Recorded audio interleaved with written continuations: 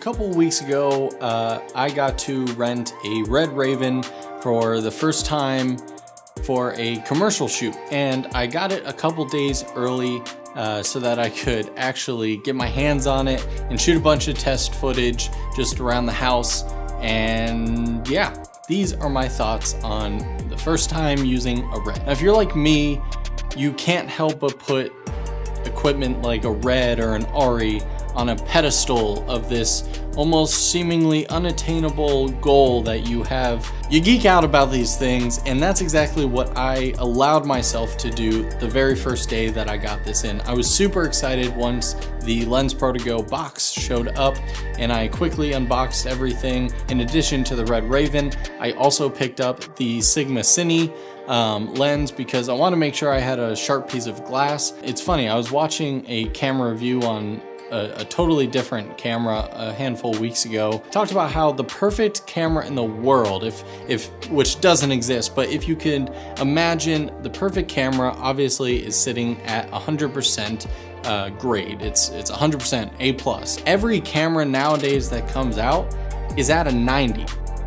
So the difference between most cameras is that last 10%.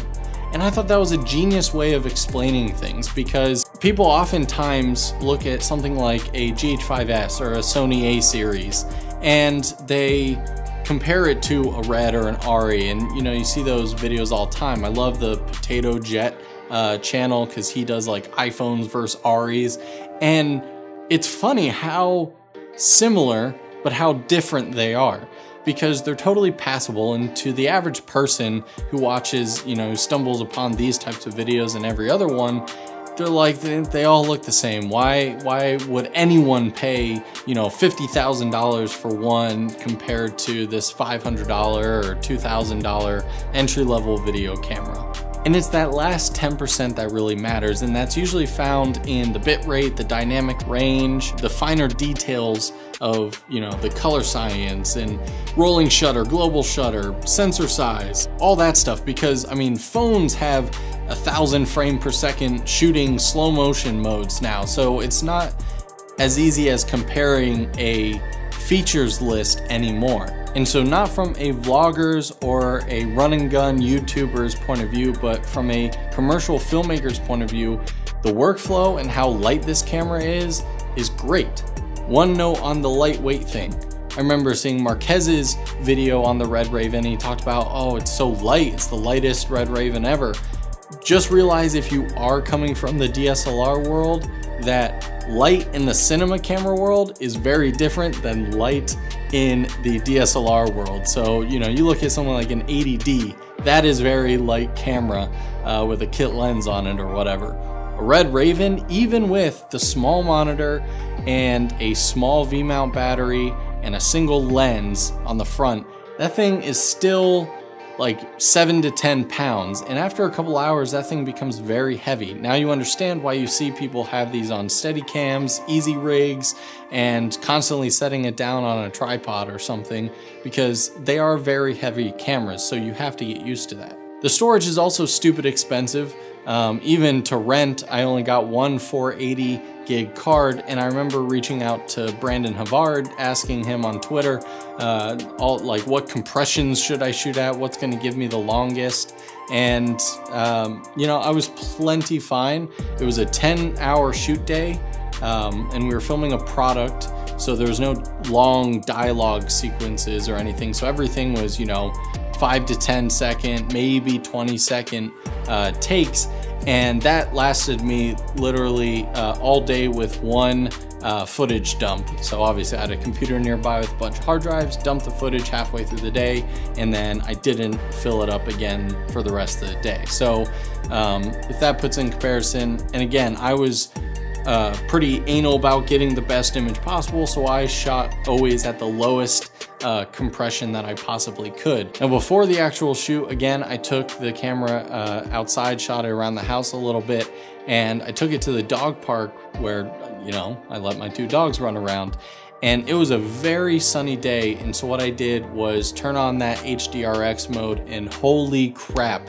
If you are familiar with this channel, I am obsessed with attempting to get HDR looks. I hate more than anything clipped highlights. Having a HDR mode that you can go in and choose your A track to be, you know, your normal exposure, which is going to be blown out to make sure you get the details in all the shadow areas and midtones. And then you can actually choose what stops, I believe either 2, 3, or 4, maybe even 5 stops underexposed to make sure you get all the highlight areas as well.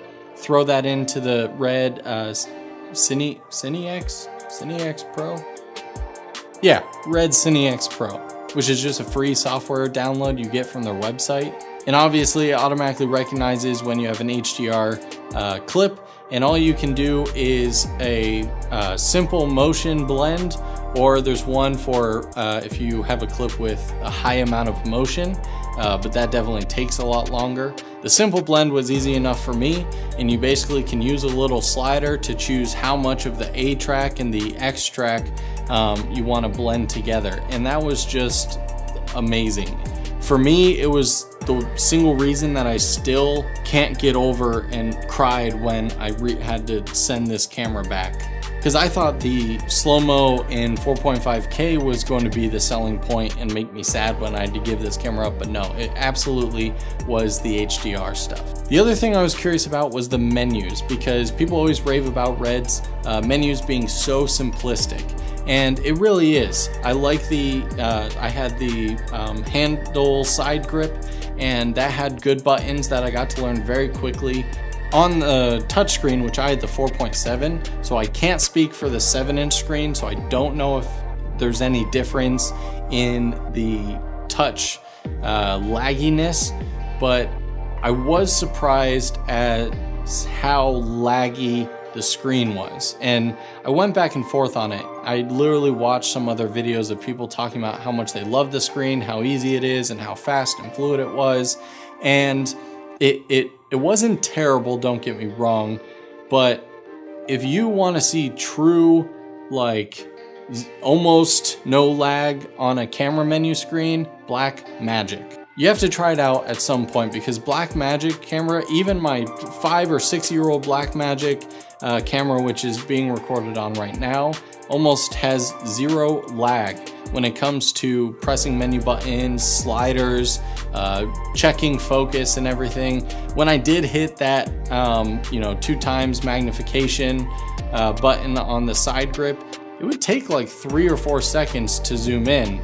Now again, I can understand if the reason why is because it's, you know, a bigger sensor and, you know, just more pixels to zoom in on, but I don't know. It definitely felt sluggish to me in that regard, and that was probably the biggest downside. My last and final bonus as to why I love this camera so much is the no wire mentality. So Red's done a fantastic job with having no wires. Now, obviously, if you build this out to a complete kit and you're putting things that aren't just first-party Red products, you're gonna have wires. When it's broken down to how I had it, which was just a battery, a lens, the side grip, and the basic monitor on top, there are no wires anywhere. And that was probably the nicest get out of your way, focus on the job type thing that I've ever experienced. And this camera was so easy to use, so easy to learn, and the footage all the way through the Final Cut experience, having that built-in plug-in to Final Cut, also for Premiere and every other editor, was amazing. You know, I am a brand loyalist, so I do have to, you know, throw out my bias there. It's always been a dream of mine to get a Red, so I didn't walk into this with a totally objective thinking mind. Definitely was nerding out about it. I just want you to know that. But yeah, all in all, it didn't fail me once during this shoot, and it will definitely be on my rental list for my next big production. So yeah, let me know if you guys have any questions about the Red Raven that I can try to answer down below. And if you think I missed any of the big features or was wrong about something, maybe you've had an experience with this camera, also let me know down in the comments below. Thanks so much for watching, guys, and I hope you have a fantastic rest of your day.